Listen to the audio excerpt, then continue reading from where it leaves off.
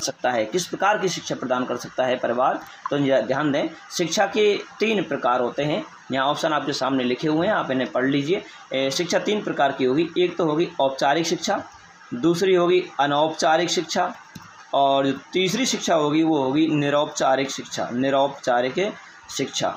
तो ध्यान दें, जो औपचारिक शिक्षा है ये वाली आपको स्कूल कॉलेज से मिलेगी। अनौपचारिक शिक्षा घर परिवार समाज के द्वारा मिलती है। निरौपचारिक शिक्षा यानी खुले विश्वविद्यालयों के द्वारा या पत्राचार पाठ्यक्रम के द्वारा या कंप्यूटर के द्वारा जो शिक्षा मिलती है। तो यहाँ से जो परिवार किस प्रकार की शिक्षा देगा, तो आंसर हो जाएगा 2, अनौपचारिक शिक्षा। अगला क्वेश्चन है, विद्यार्थियों हेतु शिक्षण प्रभावशाली बन सकता है, यानी प्रभावशाली कब होगा शिक्षण। तो पहला है वही पाठ बार बार दोहराया जाए। अरे यार, उस पाठ को हम बार बार दोहराएंगे, बार बार उसी पाठ को पढ़ाए जा रहे हैं, तो ये क्वेश्चन थोड़ा निकलेगा इस चीज़ का।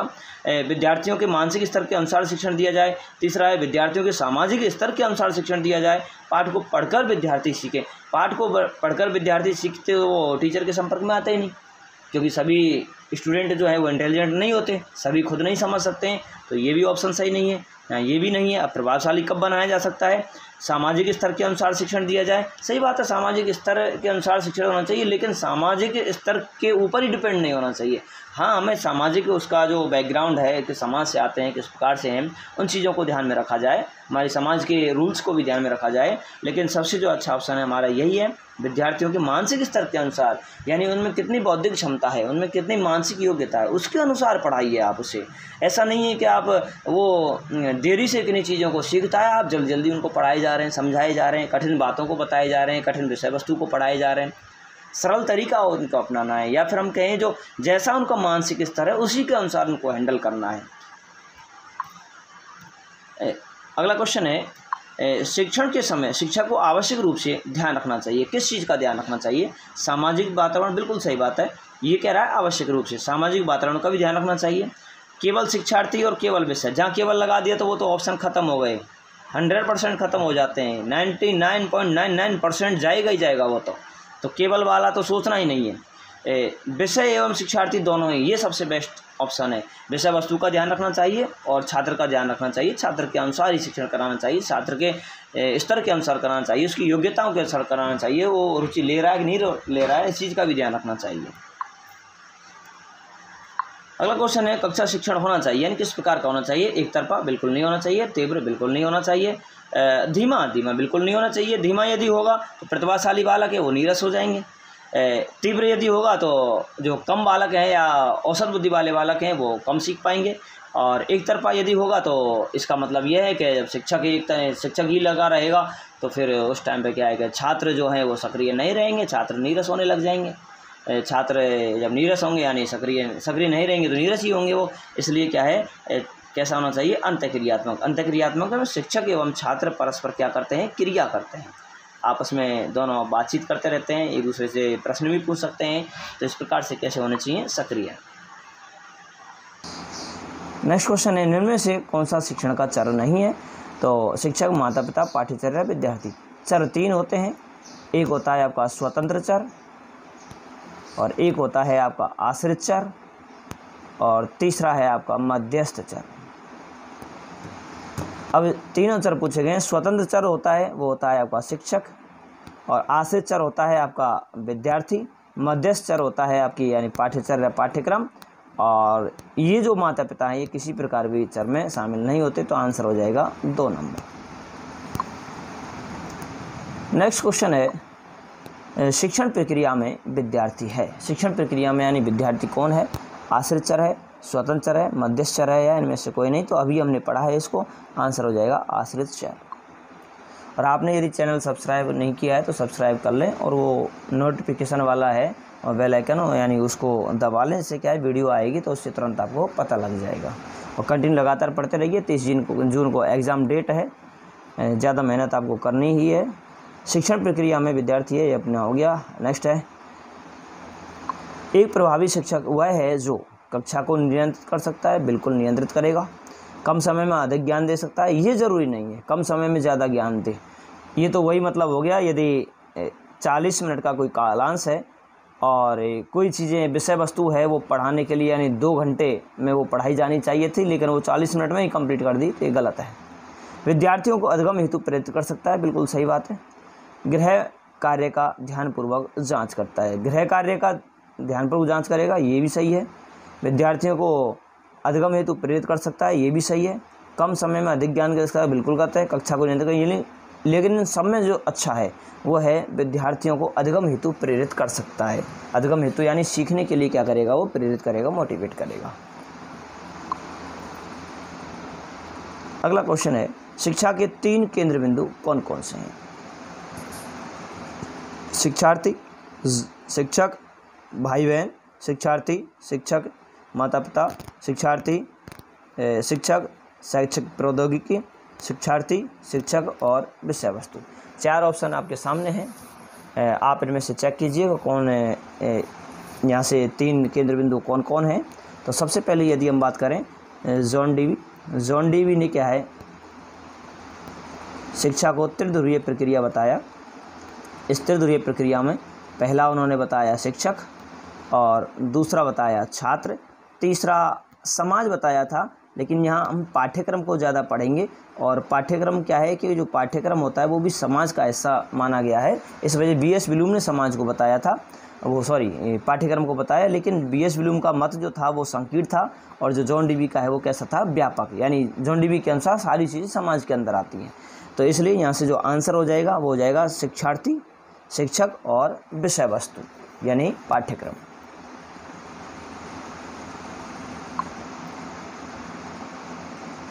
क्वेश्चन है, आप विद्यार्थियों में सहयोग की भावना का विकास कैसे करेंगे? यानी प्रश्न का आशय है विद्यार्थियों में किस प्रकार परस्पर आप सहयोग की भावना का विकास करेंगे, एक दूसरे को कोऑपरेट करें। उपदेश देकर, सहयोग पर कोई चित्र दिखा दिया जाए, सामूहिक कोई कार्य दे दिया जाए, कोई रचनात्मक कार्य दे दिया जाए। रचनात्मक कार्य में क्या है कि किसी चीज़ की वो रचना कर रहा है, किसी वस्तु की रचना करना, या जैसे हम कहें कोई चित्रों का कार्य दे कि चित्र बना करके लेकर आइए, तो चित्र को वो रचना करेंगे अच्छी तरीके से उसके। या फिर हम कहें निबंध की रचना की जाती है, गाय पर निबंध लिखिए, तो गाय पर क्या है, निबंध की रचना करेगा एक तरीके से। सामूहिक कार्य में मतलब ये हो गया समूह के रूप में वो कार्य करेगा, अपने साथियों के साथ वो कार्य करेगा। तो यहाँ से क्या है, सहयोग की भावना का उसमें विकास होगा। तो आंसर यहाँ से आपका हो जाएगा 3 नंबर, सामूहिक कार्य देकर। अगला प्रश्न है, निम्न में से कक्षा में किस विधि का प्रयोग अध्यापक को छात्रों द्वारा सर्वाधिक स्मरणीय बनाता है? यानी कौन सी विधि का उपयोग किया जाए जिससे छात्रों में याद करने की शक्ति का विकास हो जाए, स्मरणीय बनाता है, ज़्यादा याद रहे। कक्षा में छात्रों को अभिप्रेरित करने हेतु कहानी सुनाना, यानी अभिप्रेरित करने के लिए कहानी सुनाई जा रही है, प्रेरित करने के लिए, मोटिवेशन देने के लिए। धारा प्रवाह भाषण से पढ़ाना, यानी लगातार क्लास चल रही है और टीचर क्या लगातार बोले जा रहा है, किसी विषय वस्तु के ऊपर लगातार बोले जा रहा है, छात्र केवल श्रोता बन जाते हैं उस स्थिति में। विषय वस्तु को समझाकर पढ़ाना, मनोरंजन द्वारा शिक्षण कराना। तो यहाँ सबसे जो सही आंसर है वो है विषय वस्तु को समझाकर पढ़ाना। यदि उसे समझा करके पढ़ाएंगे तो उसकी याद करने की क्षमता का भी विकास होता रहेगा और याददाश्त भी उसकी बढ़ेगी। मनोरंजन द्वारा शिक्षण कराना, यहाँ मनोरंजन पर ज़्यादा फोकस करेगा बच्चा। और धारा प्रवाह भाषण से पढ़ाना, यदि धारा प्रवाह रूप से पढ़ाया जाएगा तो किन्हीं चीज़ों को जब वो सुनेगा तो उसके दिमाग में से वो जल्दी निकल जाएंगी, क्योंकि वो धारा प्रवाह चल रहा है, उसके दिमाग में बिल्कुल फ्लुएंसी के रूप में आ रहा है, कंटिन्यू आ रहा है, उसके लिए बिल्कुल गैप नहीं होता है, उस समय सोचने समझने के लिए गैप नहीं होता है। और जब समझा कर पढ़ाया जाता है तो वो समझता है, सोचता है, खुद विचार करता है। आंसर 3 हो जाएगा। नेक्स्ट क्वेश्चन है, जो छात्र कक्षा में बहुत प्रश्न पूछते हैं उनसे कैसा व्यवहार करेंगे? हतोत्साहित करेंगे, कक्षा से बाहर निकालेंगे, उपेक्षा करेंगे, सराहना करेंगे? तो बिल्कुल सिंपल क्वेश्चन है। उनको हम नर्वस नहीं करेंगे, कक्षा से बाहर भी नहीं निकालेंगे, उपेक्षा भी उनकी नहीं करेंगे। हम क्या करेंगे, सराहना करेंगे कि बहुत अच्छे, शाबाश, आपने हमसे प्रश्न पूछा है। इसी प्रकार से आपको कहीं भी समस्या है तो आप प्रश्न पूछा करें। अगला है, निम्न में से कौन सा शिक्षण स्तर अन्य स्तरों को आधार प्रदान करता है? तो 3 स्तर होते हैं, एक चिंतन होता है, बोध होता है, तीसरा होता है स्मृति स्तर। पहला जिसमें क्या है कि जो स्मृति स्तर है ये निम्न स्तर होता है, और जो बोध स्तर है ये मध्य स्तर है, और जो चिंतन स्तर है ये उच्च स्तर होता है। तो यहाँ से ध्यान रखें, जो निम्न स्तर है यानी जो स्मृति स्तर है ये सभी को आधार प्रदान करता है, क्योंकि इसमें याद करने की क्षमता का विकास होता है। जब बालक याद कर लेता है, किन्हीं चीज़ों के तथ्यों को याद कर लेता है, तो उसके बाद में समझ का विकास होता है, बोध का विकास होता है, सबसे लास्ट में क्या है, चिंतन का विकास होता है, जो कि समस्या समाधान में सहायक होता है। शिक्षण के संदर्भ में निम्न में से कौन प्राथमिक चर है? शिक्षण के संदर्भ में से निम्न में से कौन प्राथमिक चर है? तो इस प्रश्न के बारे में पहले भी हमने चर्चा कर ली है, लेकिन प्राथमिक रूप से हमने नाम इसको नहीं देखा था। 3 चर थे, स्वतंत्र चर, आश्रित चर और मध्यस्थ चर। जो स्वतंत्र चर होता है, जो शिक्षक होता है, इसका अन्य नाम होता है मुख्य चर और इसका नाम होता है प्राथमिक चर। एक नाम और होता है इसका, वह है प्रधान चर। तो यहाँ ये सभी इसी के नाम हैं। आंसर हो जाएगा शिक्षक। शिक्षा के उद्देश्य को प्राप्त करने के लिए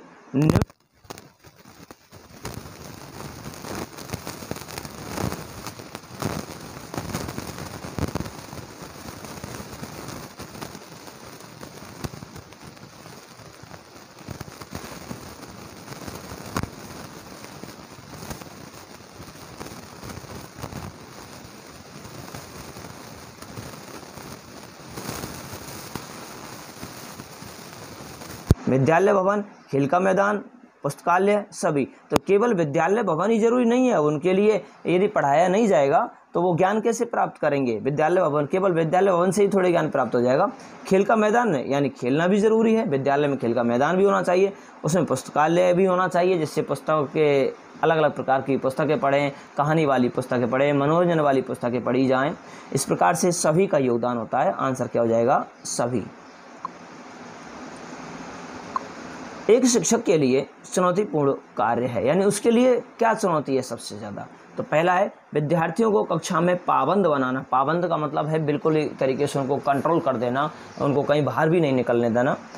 उत्तर पुस्तिकाओं की जांच करना, यानी जो उत्तर पुस्तिका हैं या फिर मूल्यांकन का कार्य किया जा रहा है, कोई टेस्ट लिया है, टेस्ट की जो कॉपियां हैं या पेपर हुआ है उसकी कॉपियां, उनकी जांच करना।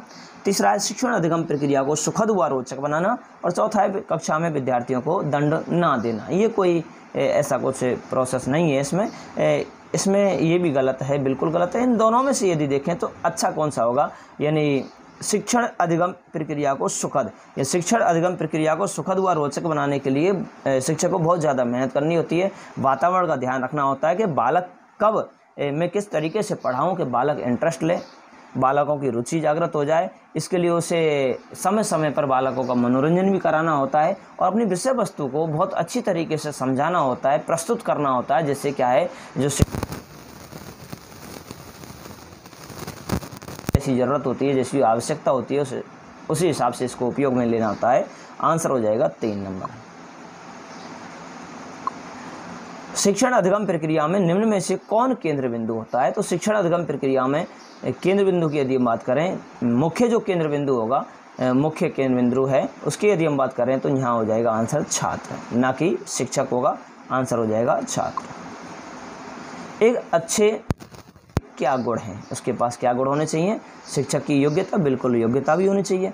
कुशलता, शिक्षण कुशलता, योग्यता में शिक्षण कुशलता, बिल्कुल योग्यता भी हो और शिक्षण यानी कराने में वो कुशल हो, निपुण हो, दक्ष हो, ये भी ज़रूरी है। शिक्षण कुशलता एवं उपलब्धियां, बिल्कुल उसके पास उपलब्धियां भी होनी चाहिए कि उसका रिजल्ट कैसा रहा है, कितना प्रभावी रिजल्ट रहा है उसका, या फिर हम बात करें कोई किसी अन्य क्षेत्र में उसने क्या उपलब्धि हासिल की है, इसके बारे में चर्चा की जाती है। और लास्ट है योग्यता, शिक्षण कुशलता एवं उपलब्धियाँ। इसमें क्या है, सभी दिए हुए हैं, पहला ऑप्शन, दूसरा ऑप्शन, तीसरा ऑप्शन, सभी इसमें शामिल है। तो आंसर हो जाएगा चौथा। एक शिक्षक को क्या नहीं करना चाहिए? शिक्षण सहायक सामग्री का प्रयोग बिल्कुल करना चाहिए। अनुशासन बनाए रखना करना चाहिए। कक्षा में अंत्यक्रिया जरूर होनी चाहिए, इसके बिना तो शिक्षण अच्छा होगा ही नहीं बिल्कुल। चयनित विद्यार्थियों से प्रश्न पूछना, कैसा अब आपको होगा साहब प्रश्न पूछना चाहिए, लेकिन ये कह रहा है चयनित, यानी एक सटीक निशाना लगा लिया, ये टीचर है और इसने ये तय कर लिया जितने भी स्टूडेंट बैठे हुए हैं कि इतने सारे स्टूडेंट में केवल उसने क्या है इस विद्यार्थी को पकड़ा हुआ है और इस विद्यार्थी को पकड़ा हुआ है। इन दोनों विद्यार्थियों का चयन इसने किया, वो सेलेक्ट किया हुआ है इनको, और इन्हीं से ये बार बार प्रश्न पूछता है।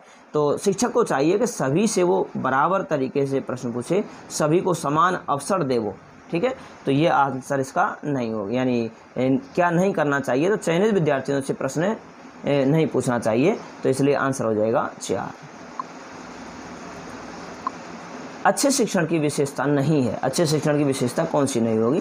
अच्छा शिक्षण निदानात्मक होता है, बिल्कुल सही बात है। निदान का मतलब है कठिनाइयों का पता करना, जो कठिनाइयाँ बालकों को आ रही हैं, कठिनाइयों का पता किया जाए, कहाँ समस्याएं आ रही हैं, किस प्रकार की समस्या है। अच्छा शिक्षण एक तंत्रीय होता है। अच्छा शिक्षण सहयोग पर बिल्कुल सहयोग देना चाहिए, सहयोगात्मक होता है। जो शिक्षण की विशेषता होती है कि शिक्षण सहयोगात्मक होना चाहिए, एक दूसरे को सहयोग करे या किन्हीं चीज़ों को सीखने में सहयोग करे। अच्छा शिक्षण सीखने का संगठन है, बिल्कुल सीखा जाता है। एक तंत्रीय होता है, एक तंत्रीय नहीं होता है। ये एक तरीके से हम ये कह सकते हैं, एक तंत्रीय ना होकर के ये जैसे हमने वो पढ़ा था ना, एक मार्गी, इसको हम कह सकते हैं। एक तंत्रीय का मतलब एक मार्गी है। यदि एक तंत्रीय होगा तो क्या है, अंतःक्रिया नहीं होगी। क्या नहीं होगी, अंतःक्रिया। एक तंत्रीय होगा तो इसका मतलब है यदि शिक्षक केंद्रित हो गया तो शिक्षक के ऊपर ही सब कुछ डिपेंड हो जाएगा, इसलिए एक तंत्रीय नहीं होता है। आंसर क्या बन जाएगा आपका, विशेषता नहीं है, आंसर नंबर 2 हो जाएगा। कोई भी प्रश्न आपको यदि समझ में नहीं आए तो आप कमेंट में कुछ लिख सकते हैं, बता सकते हैं कि ये भाषा समझ में नहीं आई या इस शब्द की शब्दावली समझ में नहीं आई। मैं उसे नेक्स्ट वीडियो में आपके लिए सबसे पहले बताऊंगा। किशोरों को स्वयं सीखने और समस्या को स्वयं हल करने की दिशा में कौन सा शिक्षण स्तर प्रभावी होगा, यानी ऐसा कौन सा शिक्षण स्तर है जो बालकों के लिए खुद सीखने के लिए प्रवृत्त करे, समस्या का समाधान करने में उनके लिए सहयोग करता है।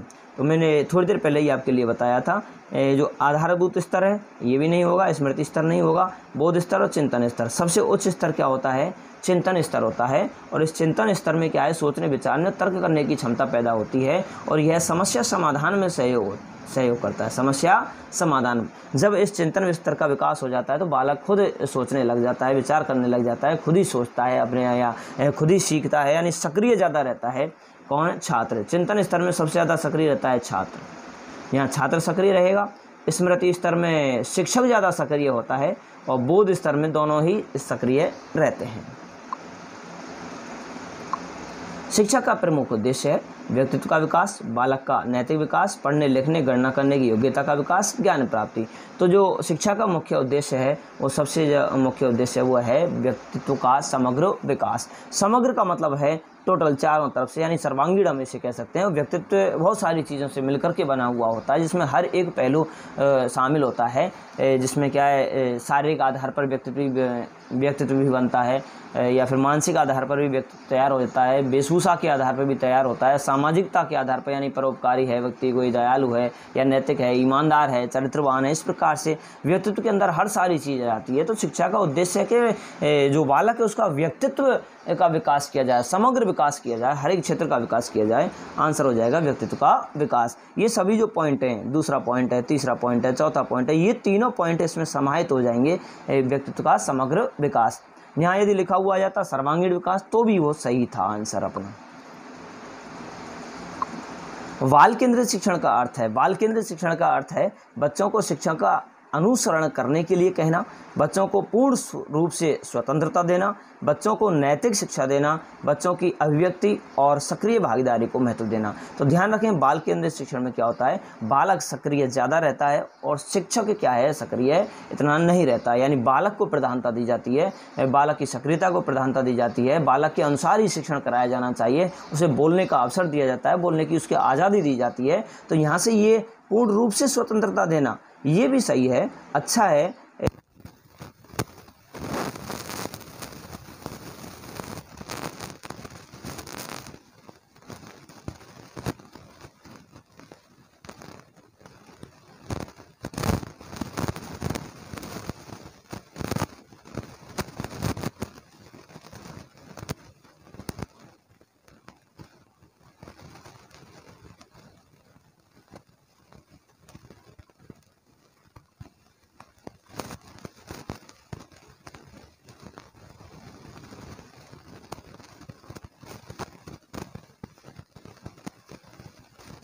और आप कंटिन्यू, यानी ये टाइम रहेगा लगभग 8 बजे आपको ये वीडियो मिल जाया करेगा और कंटिन्यू देखते रहिए। प्रश्न ऐसे के सही आएंगे। और मैं आपके लिए ये भी बता देता हूँ कि जो बुक है, मेरी पिछली बार बुक थी उसमें से क्वेश्चन ऐसे के सही आए थे और मैं कोशिश कर रहा हूँ दोबारा से वो बुक जल्दी से जल्दी तैयार हो जाए, क्योंकि उसका दूसरा संस्करण मुझे निकालना है, तो उसमें थोड़ा संशोधन करके वो आएगा। शिक्षा प्रदान कर सकता है परिवार। तो ध्यान दें, शिक्षा के 3 प्रकार होते हैं। यहाँ ऑप्शन आपके सामने लिखे हुए हैं, आप इन्हें पढ़ लीजिए। शिक्षा 3 प्रकार की होगी। एक तो होगी औपचारिक शिक्षा, दूसरी होगी अनौपचारिक शिक्षा, और जो तीसरी शिक्षा होगी वो होगी निरौपचारिक शिक्षा। निरौपचारिक शिक्षा, तो ध्यान दें, जो औपचारिक शिक्षा है ये वाली आपको स्कूल कॉलेज से मिलेगी। अनौपचारिक शिक्षा घर परिवार समाज के द्वारा मिलती है। निरौपचारिक शिक्षा यानी खुले विश्वविद्यालयों के द्वारा या पत्राचार पाठ्यक्रम के द्वारा या कंप्यूटर के द्वारा जो शिक्षा मिलती है। तो यहाँ से जो परिवार किस प्रकार की शिक्षा देगा, तो आंसर हो जाएगा 2, अनौपचारिक शिक्षा। अगला क्वेश्चन है, विद्यार्थियों हेतु शिक्षण प्रभावशाली बन सकता है, यानी प्रभावशाली कब होगा शिक्षण? तो पहला है वही पाठ बार बार दोहराया जाए। अरे यार, उस पाठ को हम बार बार दोहराएंगे, बार बार उसी पाठ को पढ़ाए जा रहे हैं, तो ये क्वेश्चन थोड़ा निकलेगा इस चीज़ का।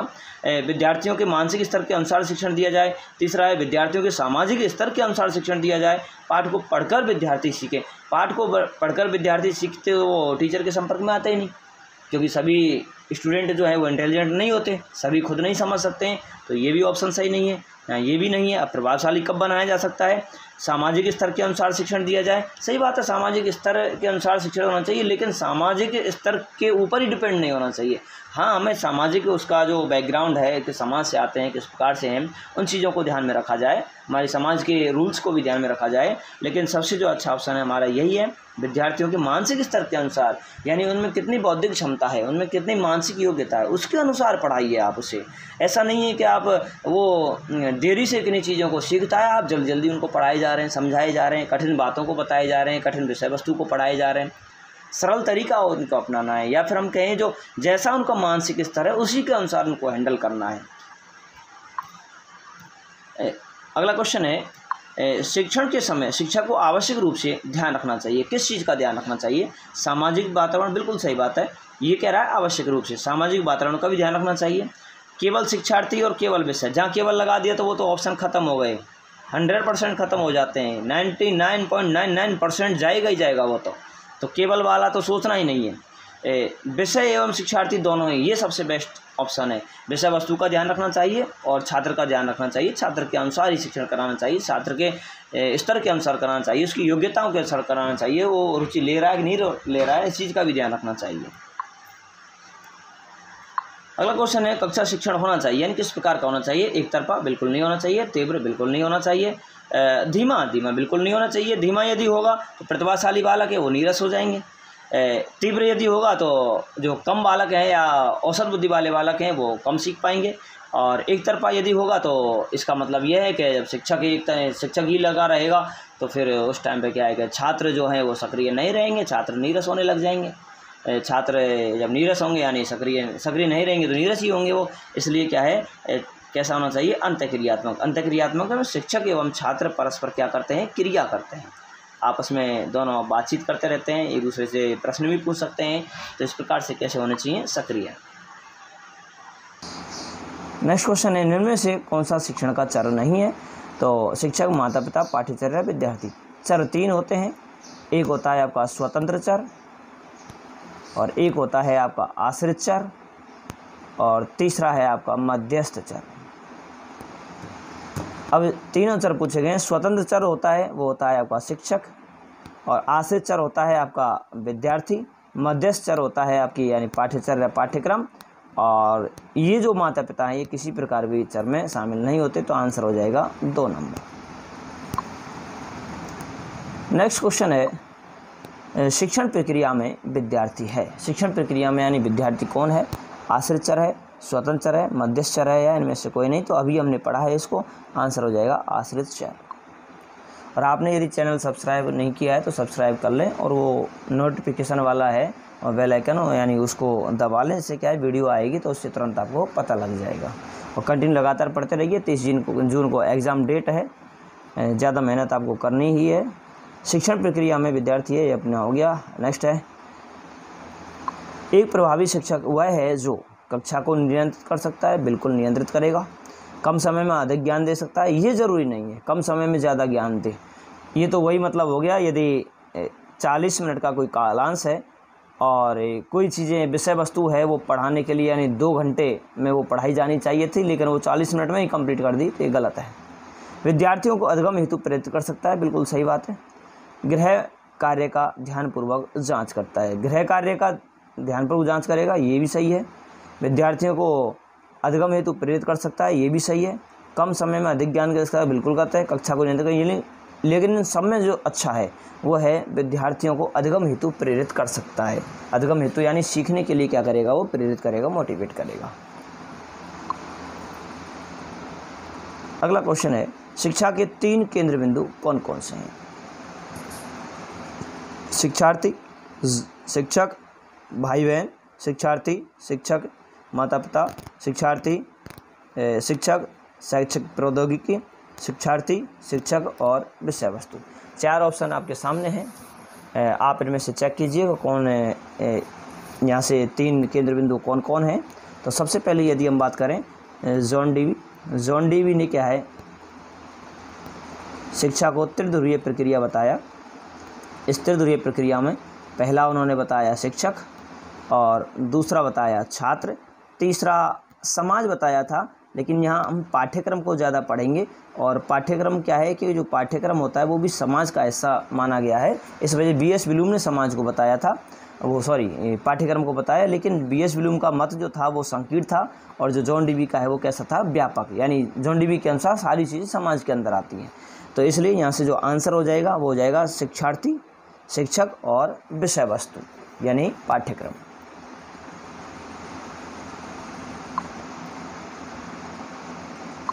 क्वेश्चन है, आप विद्यार्थियों में सहयोग की भावना का विकास कैसे करेंगे? यानी प्रश्न का आशय है विद्यार्थियों में किस प्रकार परस्पर आप सहयोग की भावना का विकास करेंगे, एक दूसरे को कोऑपरेट करें।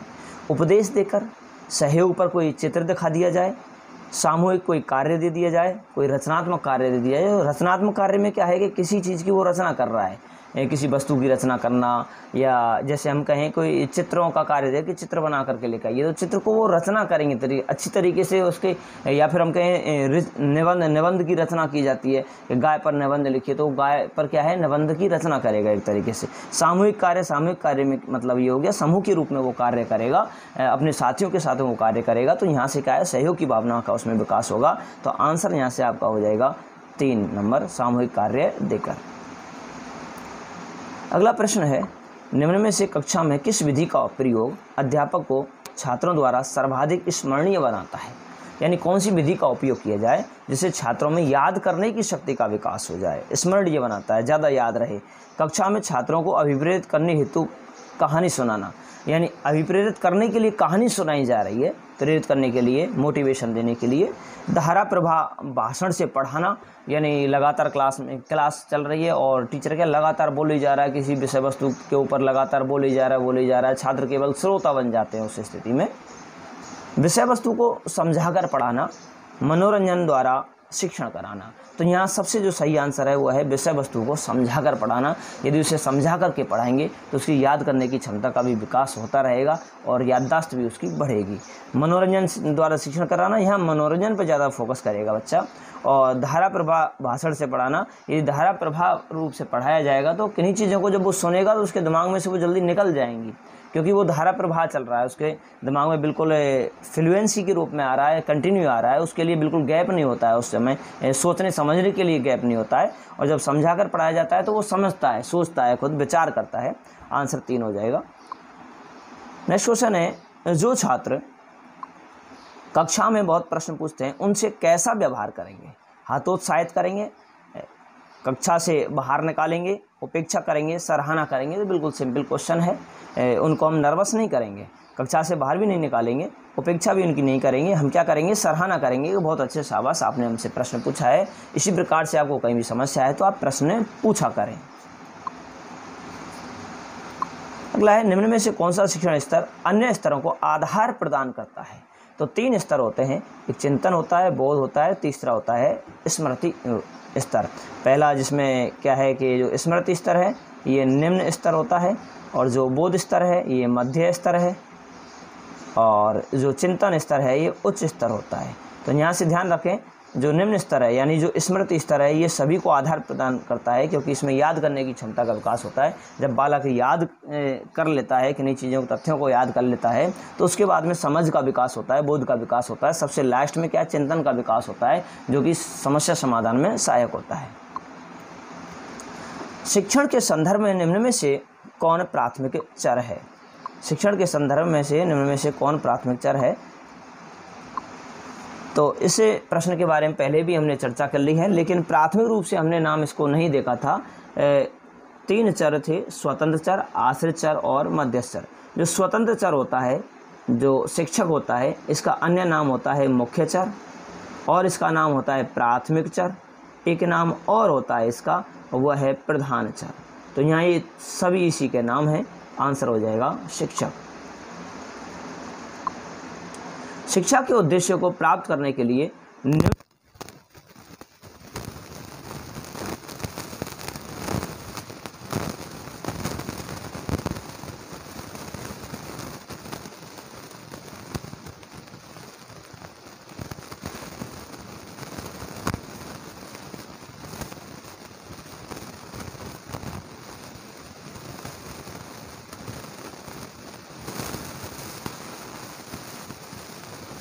विद्यालय भवन, खेल का मैदान, पुस्तकालय सभी। तो केवल विद्यालय भवन ही जरूरी नहीं है, उनके लिए यदि पढ़ाया नहीं जाएगा तो वो ज्ञान कैसे प्राप्त करेंगे। विद्यालय भवन, केवल विद्यालय भवन से ही थोड़े ज्ञान प्राप्त हो जाएगा।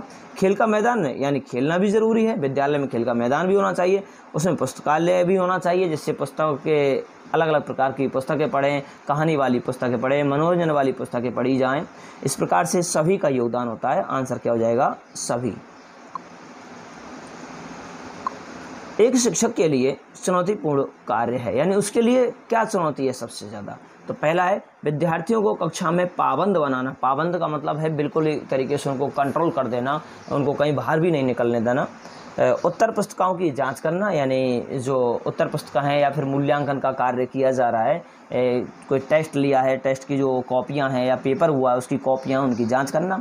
तीसरा है शिक्षण अधिगम प्रक्रिया को सुखद व रोचक बनाना। और चौथा है कक्षा में विद्यार्थियों को दंड ना देना। ये कोई ऐसा कुछ प्रोसेस नहीं है इसमें ये भी गलत है, बिल्कुल गलत है। इन दोनों में से यदि देखें तो अच्छा कौन सा होगा?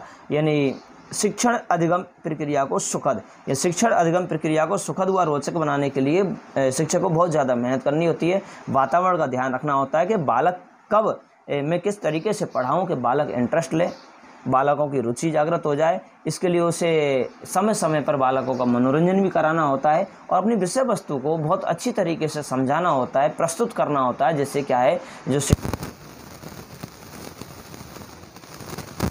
जैसी ज़रूरत होती है, जैसी आवश्यकता होती है उसी हिसाब से इसको उपयोग में लेना होता है। आंसर हो जाएगा 3 नंबर।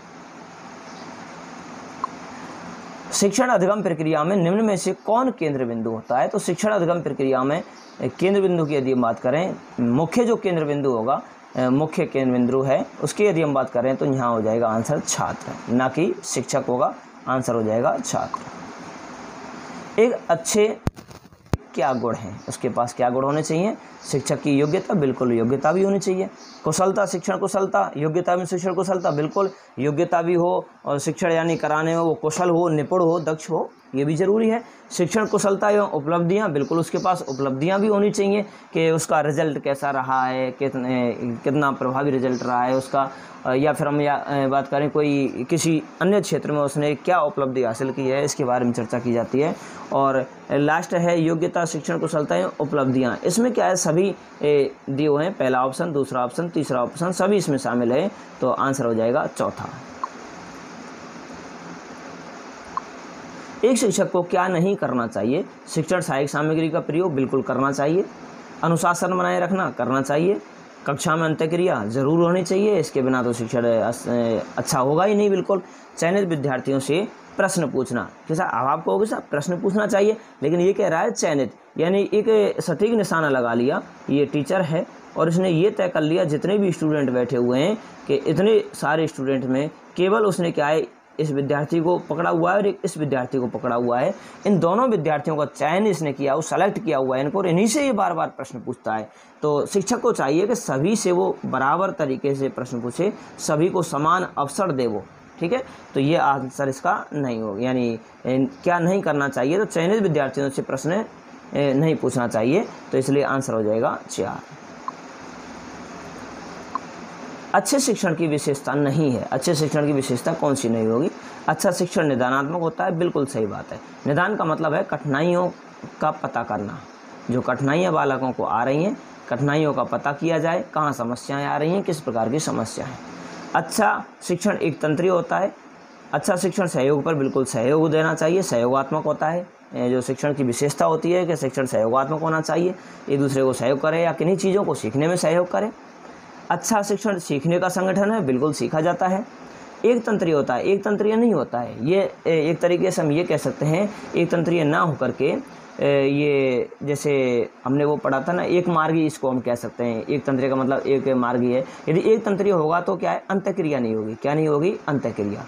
एक तंत्रीय होगा तो इसका मतलब है यदि शिक्षक केंद्रित हो गया तो शिक्षक के ऊपर ही सब कुछ डिपेंड हो जाएगा, इसलिए एक तंत्रीय नहीं होता है। आंसर क्या बन जाएगा आपका, विशेषता नहीं है, आंसर नंबर 2 हो जाएगा। कोई भी प्रश्न आपको यदि समझ में नहीं आए तो आप कमेंट में कुछ लिख सकते हैं, बता सकते हैं कि ये भाषा समझ में नहीं आई या इस शब्द की शब्दावली समझ में नहीं आई। मैं उसे नेक्स्ट वीडियो में आपके लिए सबसे पहले बताऊंगा। किशोरों को स्वयं सीखने और समस्या को स्वयं हल करने की दिशा में कौन सा शिक्षण स्तर प्रभावी होगा, यानी ऐसा कौन सा शिक्षण स्तर है जो बालकों के लिए खुद सीखने के लिए प्रवृत्त करे, समस्या का समाधान करने में उनके लिए सहयोग करता है।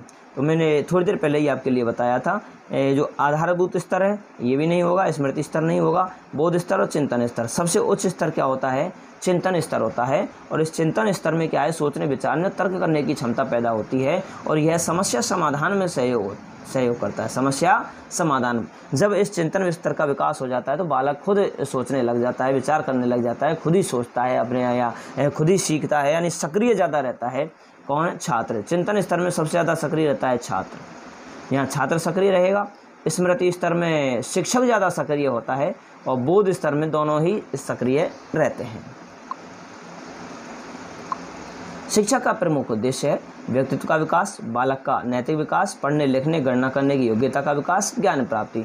तो जो शिक्षा का मुख्य उद्देश्य है वो सबसे मुख्य उद्देश्य वो है व्यक्तित्व का समग्र विकास। समग्र का मतलब है टोटल, चारों तरफ से, यानी सर्वांगीण हम इसे कह सकते हैं। व्यक्तित्व बहुत सारी चीज़ों से मिलकर के बना हुआ होता है, जिसमें हर एक पहलू शामिल होता है, जिसमें क्या है, शारीरिक आधार पर व्यक्तित्व भी बनता है या फिर मानसिक आधार पर भी व्यक्तित्व तैयार हो जाता है, वेशभूषा के आधार पर भी तैयार होता है, सामाजिकता के आधार पर, यानी परोपकारी है व्यक्ति, कोई दयालु है या नैतिक है, ईमानदार है, चरित्रवान है। इस प्रकार से व्यक्तित्व के अंदर हर सारी चीज़ आती है। तो शिक्षा का उद्देश्य है कि जो बालक है उसका व्यक्तित्व का विकास किया जाए, समग्र विकास किया जाए, हर एक क्षेत्र का विकास किया जाए। आंसर हो जाएगा व्यक्तित्व का विकास। ये सभी जो पॉइंट हैं, दूसरा पॉइंट है, तीसरा पॉइंट है, चौथा पॉइंट है, ये तीनों पॉइंट इसमें समाहित हो जाएंगे व्यक्तित्व का समग्र विकास। यहाँ यदि लिखा हुआ जाता सर्वांगीण विकास तो भी वो सही था आंसर अपना। बाल केंद्रित शिक्षण का अर्थ है, बाल केंद्रित शिक्षण का अर्थ है बच्चों को शिक्षा का अनुसरण करने के लिए कहना, बच्चों को पूर्ण रूप से स्वतंत्रता देना, बच्चों को नैतिक शिक्षा देना, बच्चों की अभिव्यक्ति और सक्रिय भागीदारी को महत्व देना। तो ध्यान रखें, बाल केंद्रित शिक्षण में क्या होता है, बालक सक्रिय ज़्यादा रहता है और शिक्षक क्या है, सक्रिय इतना नहीं रहता। यानी बालक को प्रधानता दी जाती है, बालक की सक्रियता को प्रधानता दी जाती है, बालक के अनुसार ही शिक्षण कराया जाना चाहिए, उसे बोलने का अवसर दिया जाता है, बोलने की उसकी आज़ादी दी जाती है। तो यहाँ से ये पूर्ण रूप से स्वतंत्रता देना ये भी सही है, अच्छा है।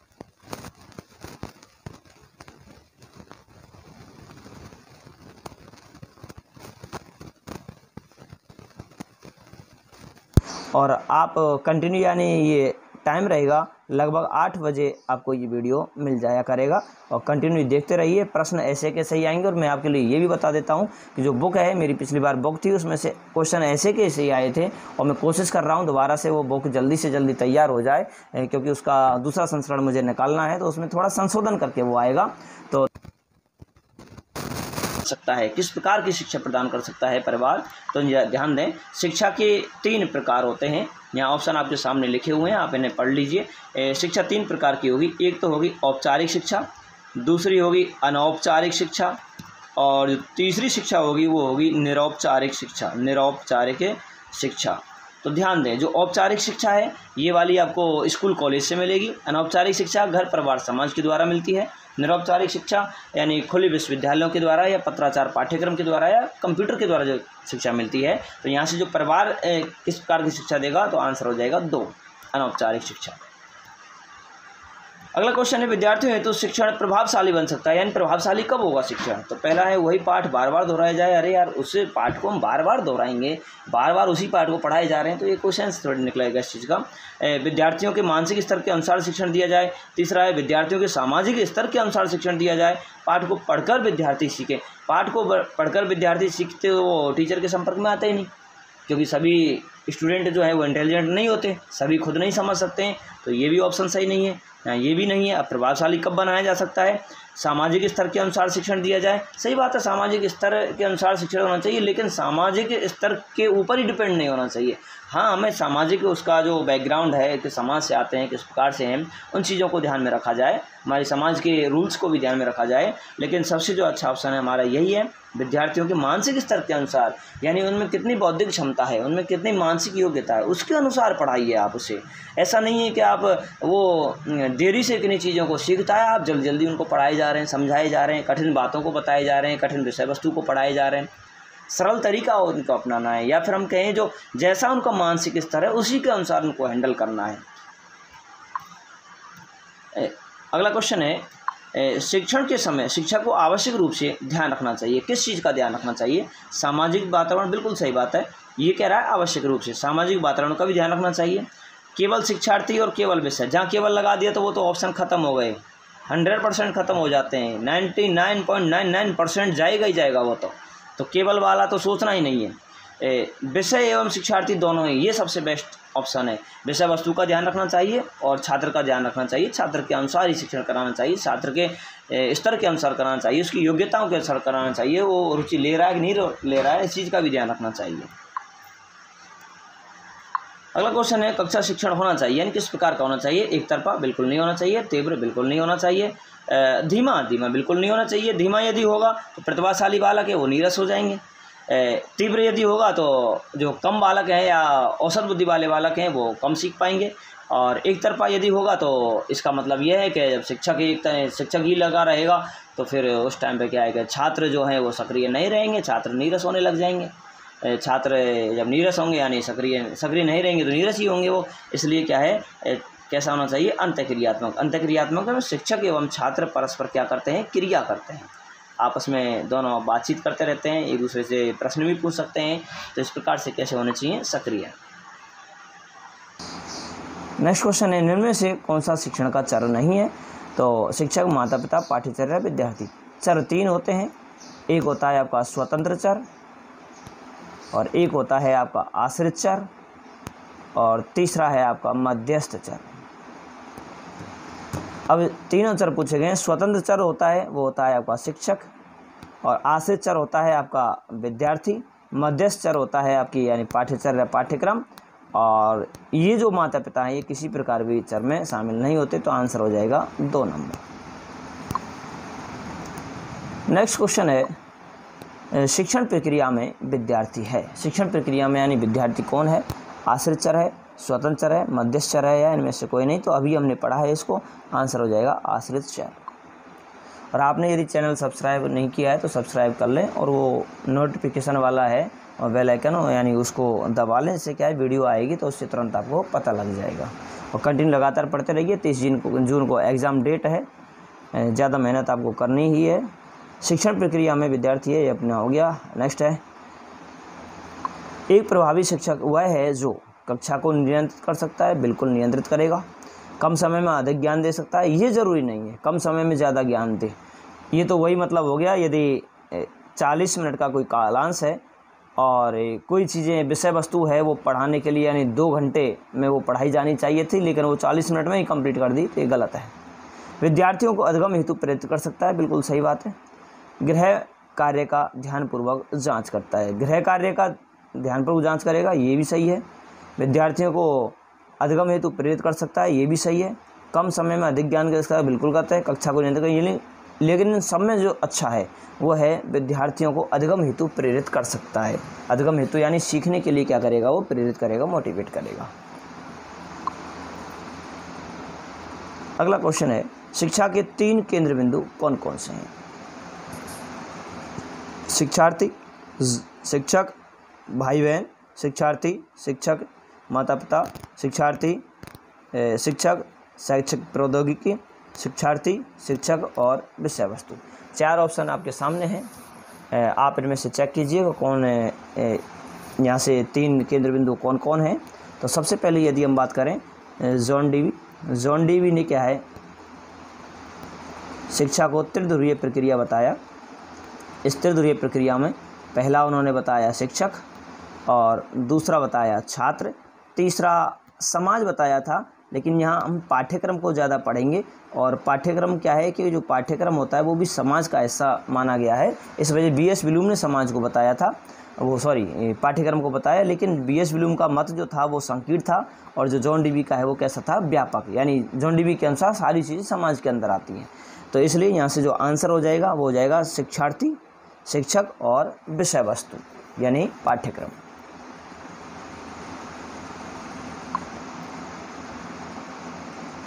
क्वेश्चन है, आप विद्यार्थियों में सहयोग की भावना का विकास कैसे करेंगे? यानी प्रश्न का आशय है विद्यार्थियों में किस प्रकार परस्पर आप सहयोग की भावना का विकास करेंगे, एक दूसरे को कोऑपरेट करें। उपदेश देकर, सहयोग पर कोई चित्र दिखा दिया जाए, सामूहिक कोई कार्य दे दिया जाए, कोई रचनात्मक कार्य दे दिया जाए। रचनात्मक कार्य में क्या है कि किसी चीज़ की वो रचना कर रहा है, किसी वस्तु की रचना करना, या जैसे हम कहें कोई चित्रों का कार्य दे कि चित्र बना करके लेकर आइए, तो चित्र को वो रचना करेंगे अच्छी तरीके से उसके।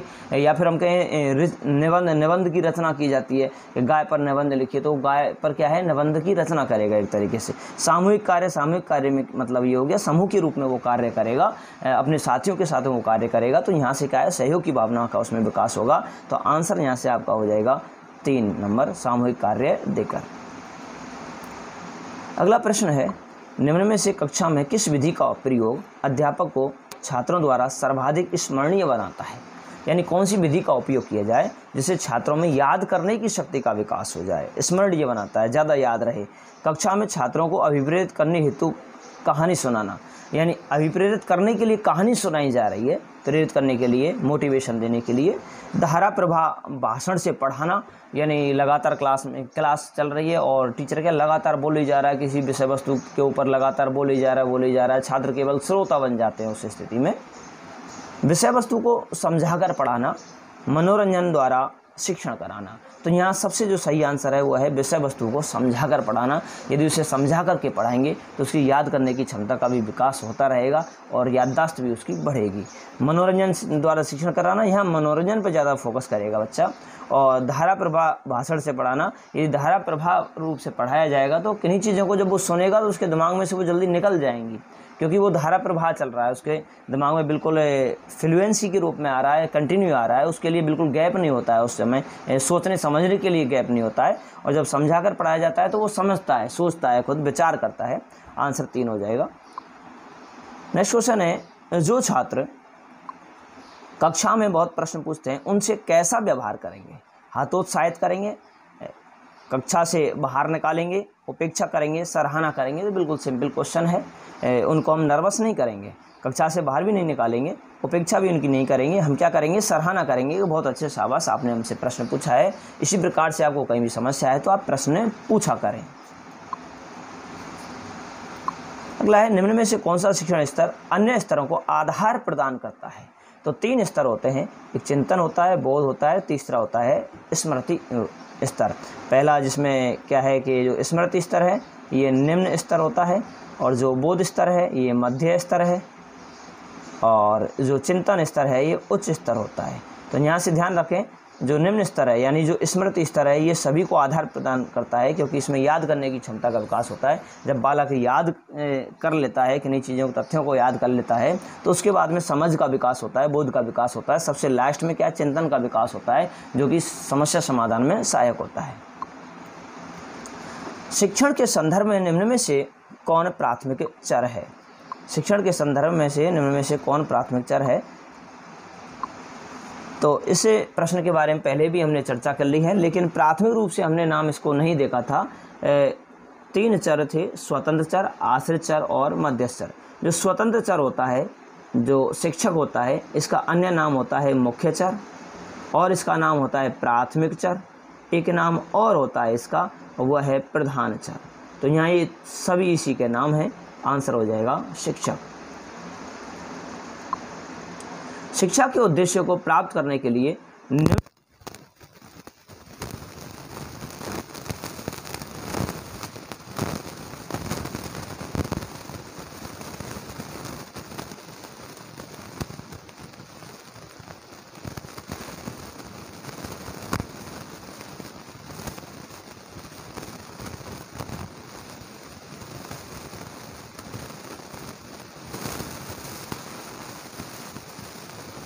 विद्यालय भवन, खेल का मैदान, पुस्तकालय सभी। तो केवल विद्यालय भवन ही जरूरी नहीं है, उनके लिए यदि पढ़ाया नहीं जाएगा तो वो ज्ञान कैसे प्राप्त करेंगे। विद्यालय भवन, केवल विद्यालय भवन से ही थोड़े ज्ञान प्राप्त हो जाएगा। खेल का मैदान यानी खेलना भी ज़रूरी है, विद्यालय में खेल का मैदान भी होना चाहिए, उसमें पुस्तकालय भी होना चाहिए जिससे पुस्तकों के अलग अलग प्रकार की पुस्तकें पढ़ें, कहानी वाली पुस्तकें पढ़ें, मनोरंजन वाली पुस्तकें पढ़ी जाएँ। इस प्रकार से सभी का योगदान होता है। आंसर क्या हो जाएगा? सभी। एक शिक्षक के लिए चुनौतीपूर्ण कार्य है, यानी उसके लिए क्या चुनौती है सबसे ज़्यादा? तो पहला है विद्यार्थियों को कक्षा में पाबंद बनाना। पाबंद का मतलब है बिल्कुल ही तरीके से उनको कंट्रोल कर देना, उनको कहीं बाहर भी नहीं निकलने देना। उत्तर पुस्तिकाओं की जांच करना, यानी जो उत्तर पुस्तिका हैं या फिर मूल्यांकन का कार्य किया जा रहा है, कोई टेस्ट लिया है, टेस्ट की जो कॉपियां हैं या पेपर हुआ है उसकी कॉपियां, उनकी जांच करना। तीसरा है शिक्षण अधिगम प्रक्रिया को सुखद व रोचक बनाना। और चौथा है कक्षा में विद्यार्थियों को दंड ना देना। ये कोई ऐसा कुछ प्रोसेस नहीं है इसमें ये भी गलत है, बिल्कुल गलत है। इन दोनों में से यदि देखें तो अच्छा कौन सा होगा? यानी शिक्षण अधिगम प्रक्रिया को सुखद, या शिक्षण अधिगम प्रक्रिया को सुखद व रोचक बनाने के लिए शिक्षक को बहुत ज़्यादा मेहनत करनी होती है। वातावरण का ध्यान रखना होता है कि बालक कब मैं किस तरीके से पढ़ाऊँ कि बालक इंटरेस्ट ले, बालकों की रुचि जागृत हो जाए। इसके लिए उसे समय समय पर बालकों का मनोरंजन भी कराना होता है और अपनी विषय वस्तु को बहुत अच्छी तरीके से समझाना होता है, प्रस्तुत करना होता है, जिससे क्या है जो जैसी ज़रूरत होती है, जैसी आवश्यकता होती है उसी हिसाब से इसको उपयोग में लेना होता है। आंसर हो जाएगा 3 नंबर। शिक्षण अधिगम प्रक्रिया में निम्न में से कौन केंद्र बिंदु होता है? तो शिक्षण अधिगम प्रक्रिया में केंद्र बिंदु की यदि हम बात करें, मुख्य जो केंद्र बिंदु होगा, मुख्य केंद्र बिंदु है, उसकी यदि हम बात करें तो यहाँ हो जाएगा आंसर छात्र, ना कि शिक्षक होगा। आंसर हो जाएगा छात्र। एक अच्छे क्या गुण हैं, उसके पास क्या गुण होने चाहिए? शिक्षक की योग्यता, बिल्कुल योग्यता भी होनी चाहिए। कुशलता, शिक्षण कुशलता, योग्यता में शिक्षण कुशलता, बिल्कुल योग्यता भी हो और शिक्षण यानी कराने में वो कुशल हो, निपुण हो, दक्ष हो, ये भी ज़रूरी है। शिक्षण कुशलता एवं उपलब्धियां, बिल्कुल उसके पास उपलब्धियां भी होनी चाहिए कि उसका रिजल्ट कैसा रहा है, कितना प्रभावी रिजल्ट रहा है उसका, या फिर हम बात करें कोई किसी अन्य क्षेत्र में उसने क्या उपलब्धि हासिल की है, इसके बारे में चर्चा की जाती है। और लास्ट है योग्यता, शिक्षण कुशलता एवं उपलब्धियाँ। इसमें क्या है, सभी दिए हुए हैं, पहला ऑप्शन, दूसरा ऑप्शन, तीसरा ऑप्शन, सभी इसमें शामिल है। तो आंसर हो जाएगा चौथा। एक शिक्षक को क्या नहीं करना चाहिए? शिक्षण सहायक सामग्री का प्रयोग बिल्कुल करना चाहिए, अनुशासन बनाए रखना करना चाहिए, कक्षा में अंत्यक्रिया जरूर होनी चाहिए, इसके बिना तो शिक्षण अच्छा होगा ही नहीं बिल्कुल। चयनित विद्यार्थियों से प्रश्न पूछना, कैसा अब आपको होगा साहब प्रश्न पूछना चाहिए, लेकिन ये कह रहा है चयनित, यानी एक सटीक निशाना लगा लिया, ये टीचर है और इसने ये तय कर लिया जितने भी स्टूडेंट बैठे हुए हैं कि इतने सारे स्टूडेंट में केवल उसने क्या है इस विद्यार्थी को पकड़ा हुआ है और इस विद्यार्थी को पकड़ा हुआ है। इन दोनों विद्यार्थियों का चयन इसने किया, वो सेलेक्ट किया हुआ है इनको, और इन्हीं से ये बार बार प्रश्न पूछता है। तो शिक्षक को चाहिए कि सभी से वो बराबर तरीके से प्रश्न पूछे, सभी को समान अवसर दे वो, ठीक है। तो ये आंसर इसका नहीं होगा, यानी क्या नहीं करना चाहिए, तो चयनित विद्यार्थियों से प्रश्न नहीं पूछना चाहिए, तो इसलिए आंसर हो जाएगा 4। अच्छे शिक्षण की विशेषता नहीं है, अच्छे शिक्षण की विशेषता कौन सी नहीं होगी? अच्छा शिक्षण निदानात्मक होता है, बिल्कुल सही बात है। निदान का मतलब है कठिनाइयों का पता करना, जो कठिनाइयाँ बालकों को आ रही हैं, कठिनाइयों का पता किया जाए, कहाँ समस्याएं आ रही हैं, किस प्रकार की समस्या है। अच्छा शिक्षण एक तंत्रीय होता है, अच्छा शिक्षण सहयोग पर बिल्कुल सहयोग देना चाहिए, सहयोगात्मक होता है। जो शिक्षण की विशेषता होती है कि शिक्षण सहयोगात्मक होना चाहिए, एक दूसरे को सहयोग करे या किन्हीं चीज़ों को सीखने में सहयोग करे। अच्छा शिक्षण सीखने का संगठन है, बिल्कुल सीखा जाता है। एक तंत्रीय होता है, एक तंत्रीय नहीं होता है। ये एक तरीके से हम ये कह सकते हैं, एक तंत्रीय ना होकर के ये जैसे हमने वो पढ़ा था ना, एक मार्गी, इसको हम कह सकते हैं। एक तंत्रीय का मतलब एक मार्गी है। यदि एक तंत्रीय होगा तो क्या है, अंतःक्रिया नहीं होगी। क्या नहीं होगी, अंतःक्रिया। एक तंत्रीय होगा तो इसका मतलब है यदि शिक्षक केंद्रित हो गया तो शिक्षक के ऊपर ही सब कुछ डिपेंड हो जाएगा, इसलिए एक तंत्रीय नहीं होता है। आंसर क्या बन जाएगा आपका, विशेषता नहीं है, आंसर नंबर 2 हो जाएगा। कोई भी प्रश्न आपको यदि समझ में नहीं आए तो आप कमेंट में कुछ लिख सकते हैं, बता सकते हैं कि ये भाषा समझ में नहीं आई या इस शब्द की शब्दावली समझ में नहीं आई। मैं उसे नेक्स्ट वीडियो में आपके लिए सबसे पहले बताऊंगा। किशोरों को स्वयं सीखने और समस्या को स्वयं हल करने की दिशा में कौन सा शिक्षण स्तर प्रभावी होगा, यानी ऐसा कौन सा शिक्षण स्तर है जो बालकों के लिए खुद सीखने के लिए प्रवृत्त करे, समस्या का समाधान करने में उनके लिए सहयोग करता है। तो मैंने थोड़ी देर पहले ही आपके लिए बताया था, जो आधारभूत स्तर है ये भी नहीं होगा, स्मृति स्तर नहीं होगा, बोध स्तर और चिंतन स्तर। सबसे उच्च स्तर क्या होता है, चिंतन स्तर होता है। और इस चिंतन स्तर में क्या है, सोचने विचारने तर्क करने की क्षमता पैदा होती है और यह समस्या समाधान में सहयोग करता है। समस्या समाधान, जब इस चिंतन स्तर का विकास हो जाता है तो बालक खुद सोचने लग जाता है, विचार करने लग जाता है, खुद ही सोचता है अपने या खुद ही सीखता है, यानी सक्रिय ज़्यादा रहता है। कौन, छात्र। चिंतन स्तर में सबसे ज़्यादा सक्रिय रहता है छात्र। यहाँ छात्र सक्रिय रहेगा। स्मृति स्तर में शिक्षक ज़्यादा सक्रिय होता है और बोध स्तर में दोनों ही सक्रिय रहते हैं। शिक्षा का प्रमुख उद्देश्य है व्यक्तित्व का विकास, बालक का नैतिक विकास, पढ़ने लिखने गणना करने की योग्यता का विकास, ज्ञान प्राप्ति।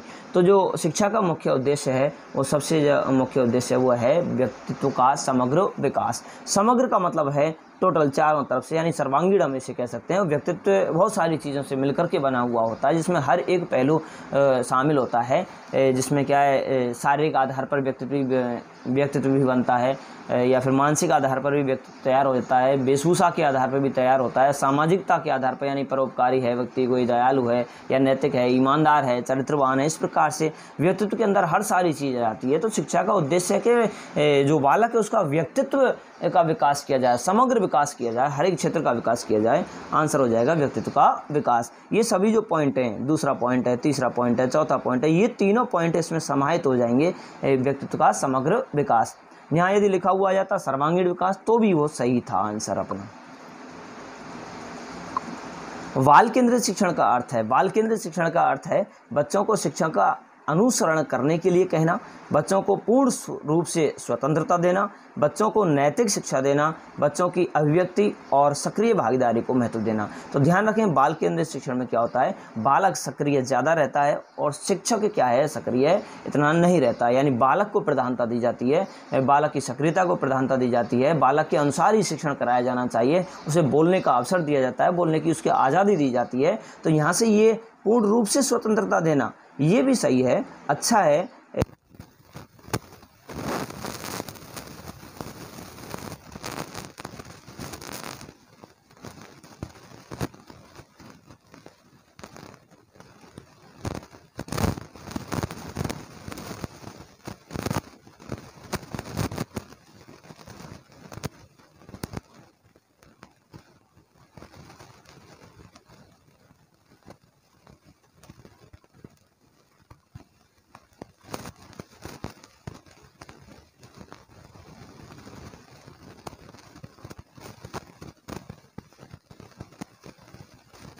और आप कंटिन्यू, यानी ये टाइम रहेगा लगभग 8 बजे आपको ये वीडियो मिल जाया करेगा और कंटिन्यू देखते रहिए। प्रश्न ऐसे के सही आएंगे और मैं आपके लिए ये भी बता देता हूँ कि जो बुक है, मेरी पिछली बार बुक थी उसमें से क्वेश्चन ऐसे के सही आए थे और मैं कोशिश कर रहा हूँ दोबारा से वो बुक जल्दी से जल्दी तैयार हो जाए, क्योंकि उसका